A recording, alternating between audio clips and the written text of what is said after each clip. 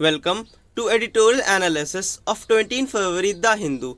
तो आज हम लोग आर्टिकल में देखेंगे कैसे इंडिया के एक ओल्ड इंस्टीट्यूशन जमात हिंद, जिसका ऑब्जेक्टिव था इंडिया को एक इस्लाम स्टेट बनाना। इस्लाम स्टेट बनाने का मतलब क्या होता है?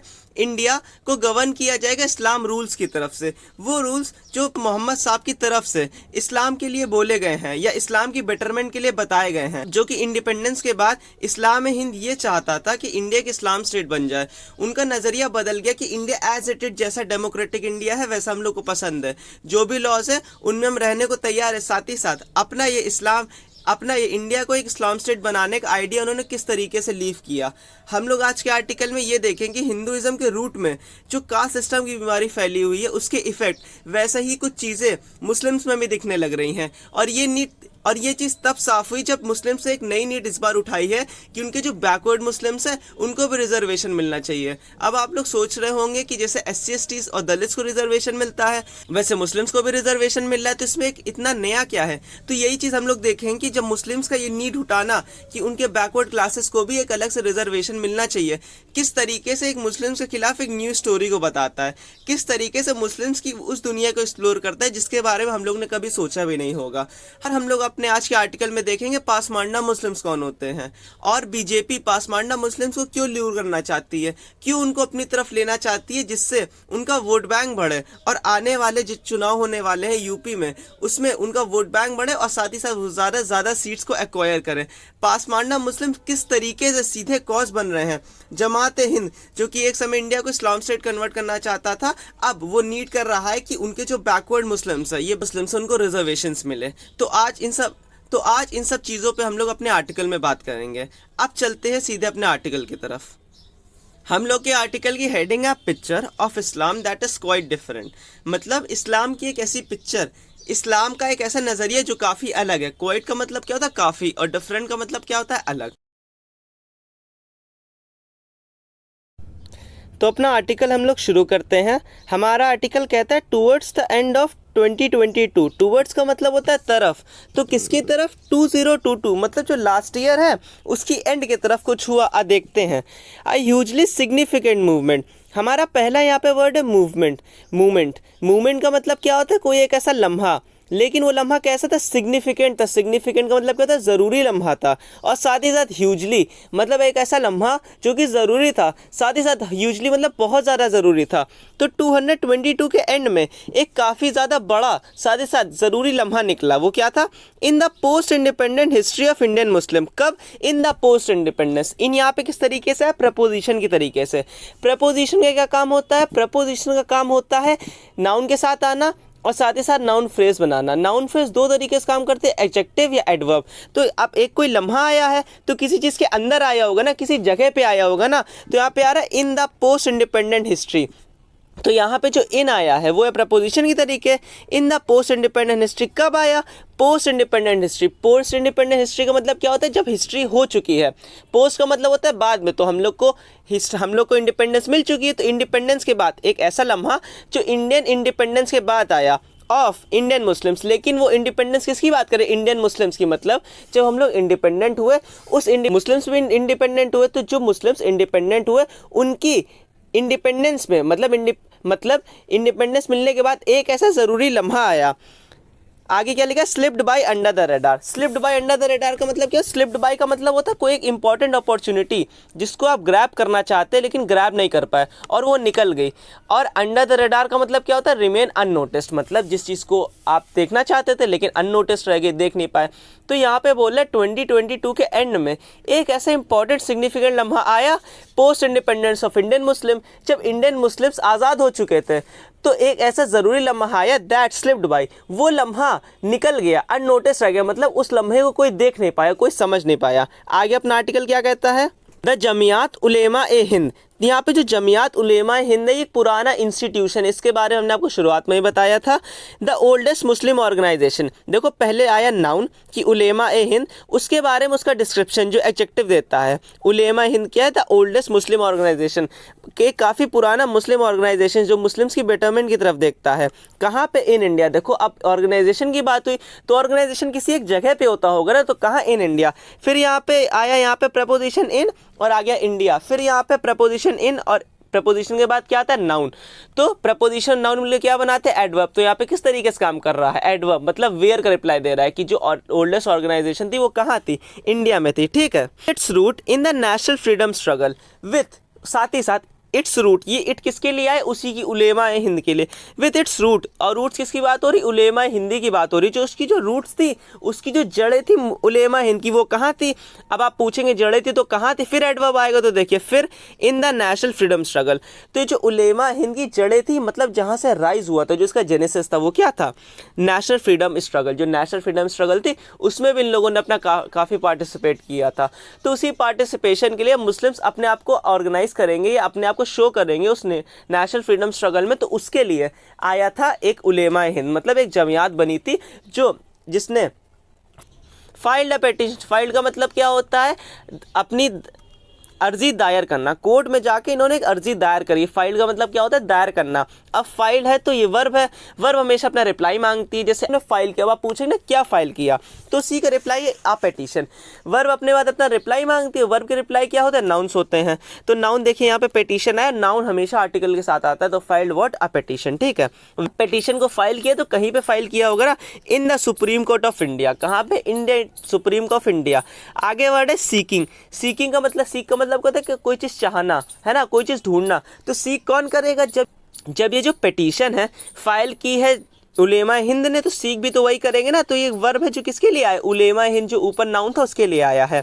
सीकिंग रिजर्वेशन, सीकिंग का मतलब क्या चाहते हैं, रिजर्वेशन। रिजर्वेशन चाह रहे थे, किसके लिए, फॉर दलित। तो फॉर होता है प्रपोजिशन, फॉर का मतलब क्या होता है, रिलेशन बताना। फॉर दलित किसके लिए, जो उलेमा हिंद थे वो सीख कर रहे थे, मतलब चाह रहे थे, चाह रहे थे रिजर्वेशन दलित मुस्लिम्स के लिए सुप्रीम कोर्ट में कि। और फॉर एडमिशन टू स्कूल, देखिए यहाँ पे पहला फॉल लगा है, वो रिजर्वेशन को दलित मुस्लिम से जोड़ा है कि जो उलेमा हिंद थे वो रिजर्वेशन चाह रहे थे दलित मुस्लिम के लिए। फिर अब दलित मुस्लिम के लिए रिजर्वेशन चाह रहे थे तो किसके लिए चाह रहे थे, फॉर रीज़न के लिए आते हैं ना। तो दूसरा रीज़न यहाँ पे एडमिशन टू कॉलेज, मतलब पहला फॉर आया कि ये लोग चाह रहे थे दलित मुस्लिम के रिजर्वेशन, फिर दलित मुस्लिम के लिए रिजर्वेशन चाह रहे थे तो उसकी वजह क्या थी, उसकी वजह थी admission to colleges, schools and government jobs, जैसे दूसरे को भी मिलता है, जैसे SC ST और दूसरे कास्ट लोगों को मिलता है, तो इनको भी रिजर्वेशन मिले।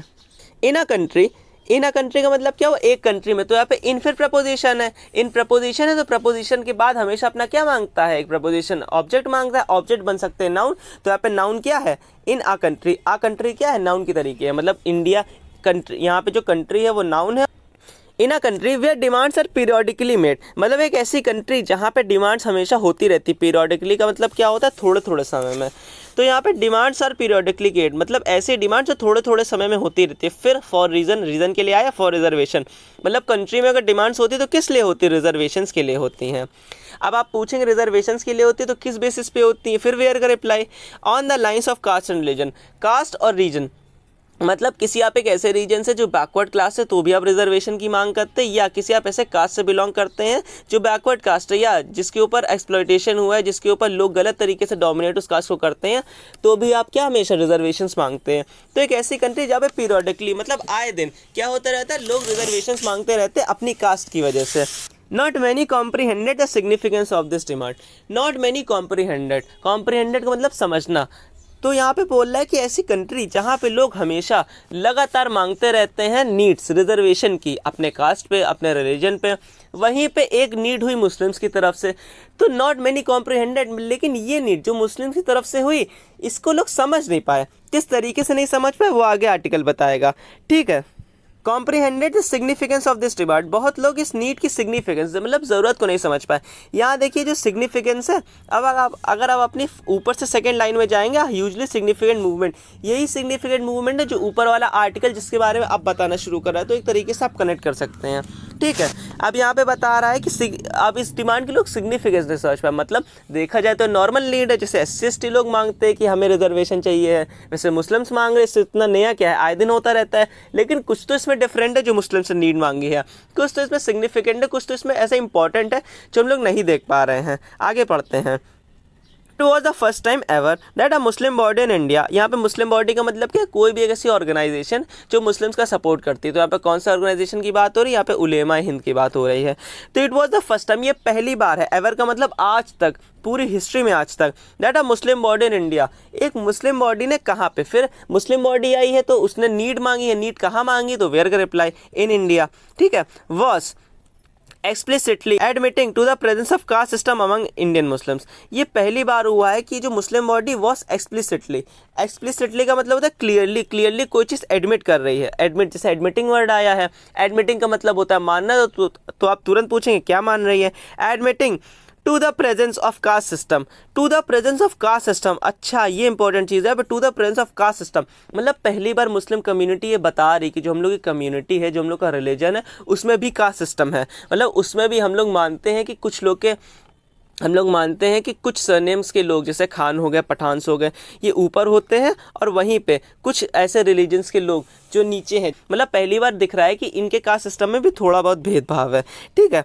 आगे देखते हैं, to the presence of caste system among Indian Muslims. ये पहली बार ऐसा मान रहे हैं कि जो कास्ट सिस्टम है वो इंडियन मुस्लिम्स के बीच में ही प्रेजेंट है। हम लोग को आज तक ऐसा लगता था कि मुस्लिम्स के बीच में कास्ट सिस्टम नहीं होता है, सारा कास्ट सिस्टम को जो झंझट है वो हिंदुइज्म में, SC ST और दलित्स, इन्हीं के ऊपर सब कुछ होता है। लेकिन इनका पहली बार कहना है नहीं, कास्ट सिस्टम हम लोग क्या प्रेजेंट है। ये सिग्निफिकेंट बात है, यही सिग्निफिकेंट डिमांड है, यही सिग्निफिकेंट चीज़ है जो आर्टिकल समझाना चाह रहा है। जिनकी नीड मांगने की वजह से एक नई चीज़ दिखी है, इस्लाम इन एसेंस, इस्लाम अपने एसेंस में, एसेंस का मतलब तो पूर्णता में, जैसे आपने कोई चीज़ जानी और उसको समरी बता दी, उसका हाईएस्ट मैसेज बता दी कि ये चीज़ जो पूरी बड़ी सी कहानी है इसके बारे में ये कहना चाहती है। तो इस्लाम इस्लाम अपनी पूर्णता में is a casteless faith. Casteless faith का मतलब क्या होता है, विश्वास। सारे धर्म और रिलीजन क्या होता है, अपने भगवान पे, अपने गॉड्स पे विश्वास होते हैं। तो इस्लाम अपने एसेंस पे एक कास्टलेस फेथ है। कास्टलेस फेथ का मतलब एक ऐसा विश्वास है जहाँ पे बिलीव किया जाता है कि इस्लाम के अंदर कास्ट वास्ट नहीं होती हैं, ना कोई ऊंचा ना कोई नीचा, सब लोग बराबर हैं, सब लोग एक गॉड को चाहते हैं, ठीक है। With an emphasis on egalitarianism, with an emphasis, emphasis का मतलब क्या होता है, एम्फेसिस करना, किसी चीज़ पे ध्यान देना या किसी पे प्रेशर करना। और किस चीज़ पे इस्लाम प्रेशर करता है, ईगैलिटेरियनिज्म। ईगैलिटेरियनिज्म का मतलब क्या होता है, कोई किसी भी इकोनॉमिक कंडीशन से आए, कोई किसी भी रिलीजन से आए, कोई देखने में कैसा भी हो, किसी के पेरेंट्स कैसे भी हों या किसी का बैकग्राउंड कैसा भी हो, सबके लिए हम लोग बराबर काम करेंगे। ईगैलिटेरियनिज्म एक बिलीफ होता है जो काफ़ी कंट्रीज़ में फॉलो किया जाता है कि सब लोग बराबर हैं, ठीक है। तो इस्लाम इन एसेंस, इस्लाम अपने एसेंस में, अपनी पूर्णता में कास्टलेस फेथ है, ऐसा विश्वास है जहाँ पे कोई कास्ट नहीं होता है। विद एन एम्फेसिस ऑन ईगैलिटेरियनिज्म, साथ ही साथ एम्फेसिस देते हैं। एम्फेसिस किस बात पे देते हैं, मतलब जोर किस बात पे देते हैं, ईगैलिटेरियनिज्म, कि सब बराबर हैं, ठीक। The same is not necessarily true of Indian Muslims. कह रहा है the same is not, same चीज़ जो ऊपर इस्लाम अपना पूरा विश्वास रखता है इस चीज़ पे कि में कास्ट सिस्टम नहीं है ये सब, ठीक है, हम लोग में कास्ट सिस्टम नहीं है ये सब, ठीक है, वो इंडियन मुस्लिम्स के लिए तो सच नहीं हो सकता। सच क्यों नहीं हो सकता है, क्योंकि अभी ऊपर उलेमा हिंद ने अपनी नीड रखी है। जब अपनी उलेमा हिंद ने नीड रखी तो साफ साफ दिख रहा है कि उलेमा हिंद ये बात मानती है कि हम लोगों में कास्ट सिस्टम है। हम लोगों में भी कुछ लोग होते हैं जिनको ज़्यादा रिस्पेक्ट दी जाती है, जो लोगों के बीच में ज़्यादा रिस्पेक्टेड होते हैं, ज़्यादा हाई पोस्ट पे होते हैं, और कुछ ऐसे सरनेम वाले लोग होते हैं जो कम रिस्पेक्टेड होते हैं, ठीक है। द नसैल is not same for Indian truth of Indian Islam. लेकिन इंडियन इस्लाम के लिए ये सब बात सच नहीं है जो रियलिटी में इस्लाम है। आज क्या बोला, येट, फिर भी, this was the first time that an Indian Muslim body made bold. कहने का मतलब ये पहली बार है। क्या पहली बार है, दैट अ मुस्लिम बॉडी, पहली बार किसी मुस्लिम बॉडी ने made bold to embrace social reality. मतलब अभी तक जो मुस्लिम्स इस बात को नहीं मानने को तैयार थे कि हम लोग में कास्ट सिस्टम नहीं होता है, हम लोग में तो प्योरली ईगैलिटेरियनिज्म है, पहली बार इंडियन मुस्लिम्स ने इस बात को एम्ब्रेस किया। एम्ब्रेस का मतलब क्या था, गले लगाना। किस चीज़ को गले लगाया, सोशल रियलिटी को। सोशल रियलिटी मतलब क्या होती है, जैसे हिंदुइज्म है तो वहाँ पे कास्ट सिस्टम है ही। अब कोई जो पॉलिटिशियंस है वो पावरफुल है ही, जो आम आदमी इतना पावरफुल नहीं है। तो सोशल रियलिटी ऐसी चीज़ है जो रियलिटी में एग्जिस्ट करती। तो पहली बार किसी मुस्लिम बॉडी ने ये बात मानने को तैयार है, पहली बार कोई मुस्लिम बॉडी ये बात मानने को तैयार है कि जो सोशल रियलिटी, इस बात को हम लोग मानते हैं, एम्ब्रेस करते हैं, गले लगाते हैं कि हम लोगों में कास्ट सिस्टम होते हैं जो और सारे कास्ट और सारे रिलीजन्स की है, वही रियलिटी सेम टू सेम हमारी भी है। And seek reality on the lines of caste, और साथ ही साथ ये लोग seek reality and they also seek reservation, साथ ही साथ रिजर्वेशन भी सीक करते हैं। चाह भी रहे हैं कि जैसे और सारे कास्ट लाइन्स ऑफ कास्ट पे, मतलब और सारे रिलीजन जैसे कास्ट की बातों पे कास्ट को आड़े लेके बोलते हैं कि रिजर्वेशन चाहिए, साथ ही साथ ये भी कहते हैं कि हमें भी रिजर्वेशन चाहिए इसी बहाने में। और इसी तरीके से जब ये रिजर्वेशन मांगेंगे तो इनको एक डेमोक्रेटिक गवर्नमेंट को मानना पड़ेगा। डेमोक्रेटिक गवर्नमेंट, इंडिया एक डेमोक्रेटिक गवर्नमेंट है। जब ये डेमोक्रेटिक गवर्नमेंट को मानेंगे तो इनकी चाहत कि इस्लाम, इंडिया को इस्लाम स्टेट बनाना, उस चाहत से बदल के ये चाहत ये हो जाएगी इंडिया एक डेमोक्रेटिक कंट्री है, उसी में हम लोग अपनी नीड्स रखेंगे, उसी डेमोक्रेसी के अंडर हम लोग भी काम करना चाहेंगे। ठीक है, इस तरीके से एक तरीके से इनका कन्वर्जन हो रहा है, जो आप ये समझ सकते हैं जो हमने स्टार्टिंग में बताया था। Islam and caste did not seem to be an anomaly anymore. Anomaly का मतलब क्या होता है? पेक्यूलियर, कोई एक अजीब चीज़। जो हम लोग अभी तक लगता था इस्लाम और कास्ट ऐसी चीज़ है जो कभी साथ नहीं हो सकती, हम लोग थोड़ा सोचते थे कि क्या हो गया, अजीब सा फिनोमिनन है, लेकिन अब वो ज़्यादा एनोमली नहीं है। मतलब अब वो इतनी डिफरेंट चीज़ नहीं कि हम लोग इस तरीके से देखें कि इस्लाम में रिलीजन का कोई, इस्लाम में कास्ट सिस्टम का कोई रोल ही नहीं है। ठीक है, इट वॉज अनदर स्टेप। ये क्या था? ये अनदर स्टेप था टूवर्ड्स इंडियनाइजेशन। जो उलेमा हिंद है उसका साथ में आना, या डेमोक्रेसी की बात मानना, या डेमोक्रेसी के सामने अपनी नीड रखना, ये अनदर स्टेप है। मतलब एक अगला कदम है टूवर्ड्स मतलब फिर उधर तरफ। अब टूवर्ड्स होगा तो किसकी तरफ? इंडियनाइजेशन की तरफ, भारतीकरण की तरफ। मतलब सब एक भारत सरकार के अंडर आ रहे हैं ऑफ द रिलीजन। मतलब ये रिलीजन जो लगातार बोलना चाह रहा था कि हम लोग डेमोक्रेसी को नहीं मानते, वो लगातार अब इस चीज़ में आ रहा है जो भारतीकरण, मतलब हम सब लोग डेमोक्रेटिक कंट्री में रहेंगे जहाँ पे अपनी नीड्स हम लोग सरकार के सामने रख सकते हैं। लेकिन जो सरकार है वो किसी भी रिलीजन के प्रिंसिपल्स और रोल से नहीं चलती, सरकार के अपने कुछ लॉस है उसके बेसिस पे चलती है। तो धीरे धीरे इनकी उलामा हिंद की नीड को रखना भारत सरकार के आगे क्लियरली दिखाता है कि ये लोग भी भारतीकरण की तरफ बढ़ रहे हैं। मतलब भारत में अपने आप को ऐसा इंडिस्पेंसिबल पार्ट मानते हैं। इंडिस्पेंसिबल पार्ट का मतलब क्या होता है? कोई ऐसी चीज़ जिसको हटाया नहीं जा सकता है, जो काफ़ी ज़्यादा इंपॉर्टेंट है। ठीक है, एंड क्वाइट कॉन्ट्ररी, क्वाइट का मतलब होता है काफ़ी, कॉन्ट्ररी का मतलब होता है जैसे आप कुछ बोल रहे हैं, सामने वाला उसके अगेंस्ट बोल रहा है। कॉन्ट्ररी का मतलब होता है दो लोगों के बिलीव्स का लड़ना। तो अब क्वाइट कॉन्ट्ररी आए तो इसका मतलब दो लोग के बिलीव्स को लड़ेंगे। तो आर्टिकल आगे क्या बोलने वाले यहीं से पता चल जाएगा। Quite contrary to the teachings of prophet Mohammed also. लेकिन ये कॉन्ट्ररी किसकी है? जो हम लोग के मोहम्मद साहब थे उनकी टीचिंग की, क्योंकि उन्होंने क्या कहा था? इक्वलिटी है, सब लोग बराबर होने चाहिए। वहीं पे उलामा हिंद ये बोल रहा है कि हम लोगों में कास्ट सिस्टम है, और कास्ट सिस्टम है तो हम लोग क्या, कुछ मुस्लिम्स है जो ज़्यादा बैकवर्ड है, जो ज़्यादा एक्सप्लॉइटेड है, तो उनको हमें अलग से नीड्स दो, उनको अलग से रिजर्वेशन दो। तो साफ साफ दिख रहा है ना कि उलेमा हिंद डिस्टिंक्शंस क्रिएट कर रहा है अपनी कास्ट में। वहीं मोहम्मद साहब ने क्या कहा था कि सब लोग बराबर से रहेंगे। तो ये जो उलेमा हिंद के नीड है, उलेमा हिंद की थिंकिंग है, वो कॉन्ट्ररी है, मतलब वो अगेंस्ट है मोहम्मद साहब की थिंकिंग से। हु इन इस लास्ट सर्मन, देखिए हु आया है रिलेटिव प्रोनाउन के तरीके। रिलेटिव प्रोनाउन, यहाँ रिलेटिव प्रोनाउन क्या होता है? जो दो सेंटेंसेस को जोड़ता है या सब्जेक्ट बन जाता है। तो प्रॉफिट मोहम्मद हु क्या है? Relative pronoun. ये हु किसके बारे में बात कर रहा है? प्रॉफिट मोहम्मद के बारे में।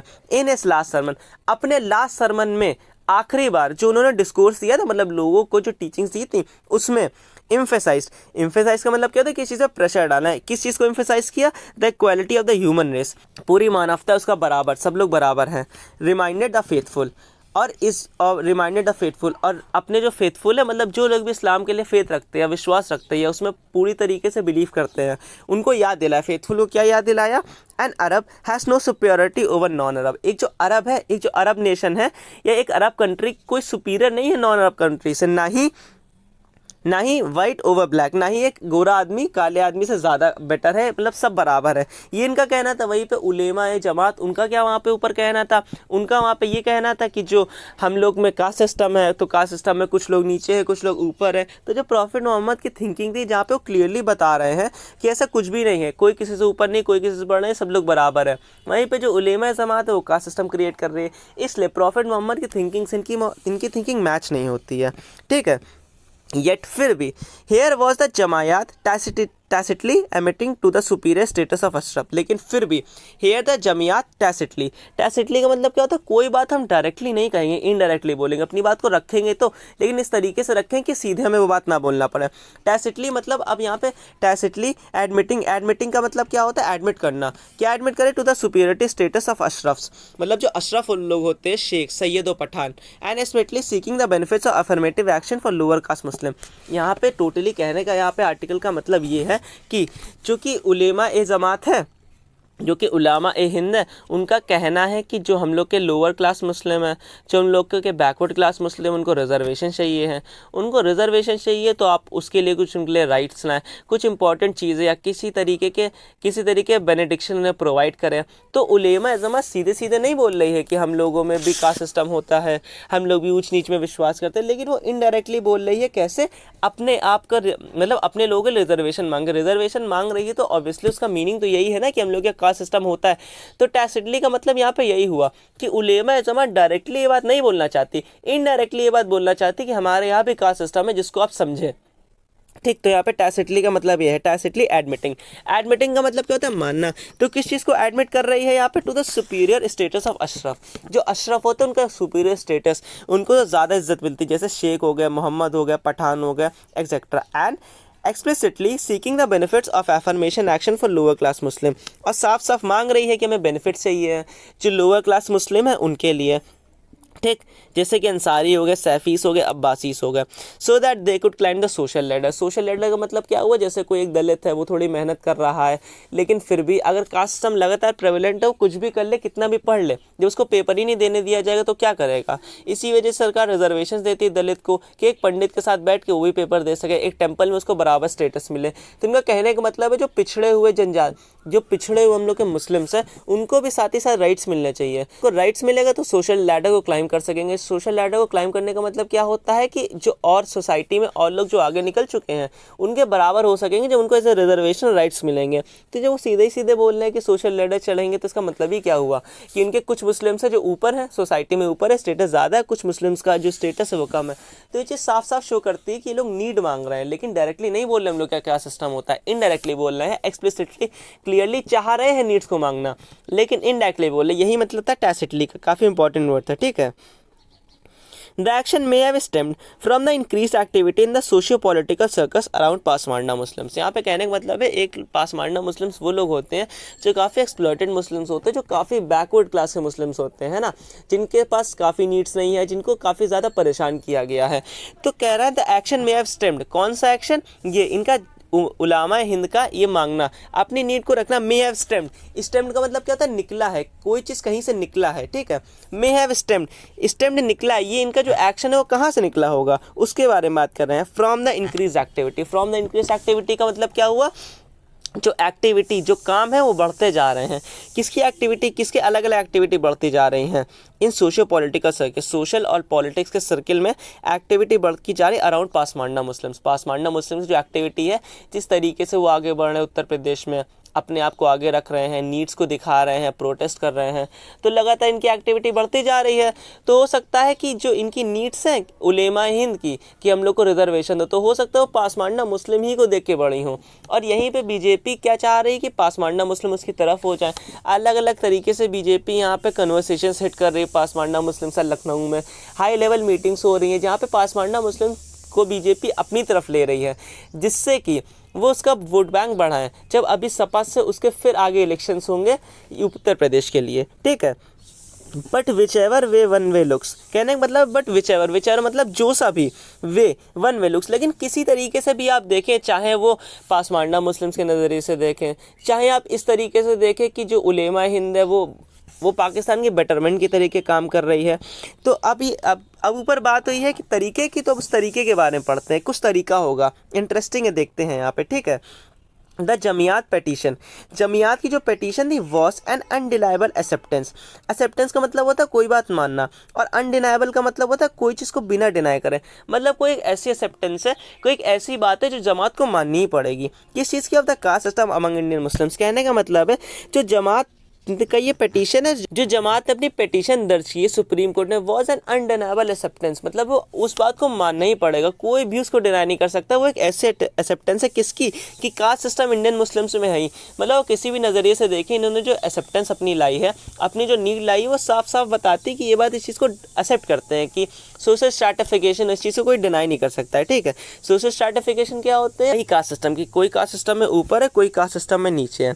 ठीक है, yes, caste among Muslims is not exploitative as in pockets of Indian society. कहने का मतलब है कास्ट अमंग मुस्लिम्स, जो कास्ट है मुस्लिम से वो एक्सप्लॉयटेटिव नहीं। एक्सप्लॉयटेटिव का मतलब क्या होता है कि एक मुस्लिम दूसरे मुस्लिम को मार नहीं देता है कि वो नीची कास्ट का है ना, जैसे हिंदूस में होता है।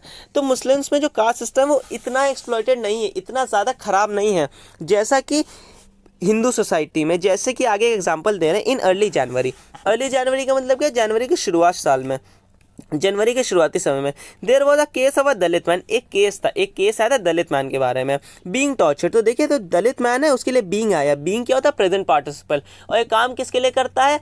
वर्ब की तरीके। तो दलित मैन बीइंग का मतलब होना। तो दलित मैन को किया जा रहा था, क्या किया जाता है? बीइंग टॉर्चर्ड, जो लगातार हो रहा था। क्या हो रहा था? टॉर्चर्ड किया जा रहा था with burning locks. Burning locks का मतलब क्या होता है? जलते हुए लकड़ी के लट्ठों से उसको टॉर्चर किया जाता। For visiting temple in Uttarakhand. उसकी गलती क्या थी? उत्तराखंड में उसने टेम्पल को विजिट कर लिया था। तो जिस तरीके से एक्सप्लॉयटेटिव है यहाँ पे हिंदुज़म में ये कास्ट सिस्टम, उस तरीके से मुस्लिम में कास्ट सिस्टम बिल्कुल भी एक्सप्लॉयटेटिव नहीं है, काफ़ी कम लेवल पे एक्सप्लॉयटेटिव है। ठीक है। In early January there was a case, but it is almost always present as a mark of identity. लेकिन वो मार्क ऑफ आइडेंटिटी प्रेजेंट होती है, मतलब हर जगह माना जाता है कि हम लोग मानते हैं ये चीज़ आइडेंटिटी है हम लोग की, कि हम लोग अगर पंडित है तो हम लोग ऊंची कास्ट है, और कोई दलित है तो उसको दबाएंगे, ये हम लोग के दिमाग में होता है। एंड इवन वॉर्न का मतलब होता है पहनना, और इवन का मतलब होता है कभी कभी तो लोग पहनते भी, क्या पहनते हैं? As a badge of honour. मतलब इस आइडेंटिटी को, ये बात मानने को कि हम लोग ऊंच जाते हैं या वो नीची जाते हैं, इस चीज़ को बैज ऑफ ऑनर की तरीके पहनते हैं। बैज ऑफ ऑनर का मतलब क्या होता है? जैसे आपने देखा होगा लोग, जैसे आर्मी ऑफिसर्स होते हैं तो उनके चेस्ट पे उनके मेडल्स लगे होते हैं, तो बैज ऑफ ऑनर होता है, उनको इज्जत की तरीके दिया जाता है। तो लोग यहाँ पे आइडेंटिटी बैज ऑफ ऑनर की तरीके पहनते हैं, मतलब अपने चेस्ट पे लगे हुए मेडल्स की तरीके पहनते हैं। इन मैनी सर्किल्स, मतलब काफ़ी जगहों, काफ़ी शहरों में, काफ़ी लोकेलिटी में। इन the years gone by. In the years का मतलब क्या हुआ? फिर यहाँ पे एडवर्ब हो गया इन द ईयर्स, मतलब गए हुए ईयर्स में, गॉन बाय जो निकल चुके हैं। इन मैनी टाउन्स, काफ़ी सारे टाउन्स में ऑफ उत्तर प्रदेश एंड बिहार, उत्तर प्रदेश और बिहार में। ठीक है। It was not unusual to see a poor cyclist. ये कोई अनोखी बात नहीं। अनयूजल का मतलब होता है कोई नई बात, ये अनयूजुअल है, मतलब ये कोई अनोखी बात नहीं। To see a poor cyclist, एक पुअर साइकिलिस्ट, गरीब साइकिल चलाता हुआ आदमी। Probably hailing from the so called lower caste. Probably का मतलब है जहाँ तक, शायद। हेलिंग का मतलब क्या? कोई चीज़ वहाँ से बिलोंग करता है। बिलोंग करता है तो कहीं से बिलोंग करते हैं, तो कहाँ से बिलोंग करता होगा? फिर from the so called lower cast, मतलब सिर्फ नाम के लिए जो लोअर कास्ट से बिलोंग करता है। अलाइटनिंग इस व्हीकल ऑन सिंह सैयद और पठान कमिंग। अलाइटनिंग इस व्हीकल मतलब अपनी साइकिल लेके इंसान भाग जाता है। सामने देख रहा है कि सैयद साहब आ रहे हैं, पठान साहब आ रहे हैं, तो उसको लग रहा है कि हम तो छोटे कास्ट के हैं, तो जल्दी से वो अपनी साइकिल लेता है, उनकी नज़रों के सामने ना पड़े, अपनी साइकिल लेके भाग जाता है। ठीक है। कमिंग बाई इस बाइक, कहने का मतलब है सैयद और पठान साहब अपनी बाइक से आ रहे हैं या लगातार अपनी कार से चले आ रहे हैं। फ्रॉम द ऑपोजिट डायरेक्शन, उस डायरेक्शन से जो दलित आदमी साइकिल चल रहा है उसके ऑपोजिट डायरेक्शन से, मतलब कुल मिला के सोशल स्ट्रैटिफिकेशंस को शो कर रहा है। ठीक है।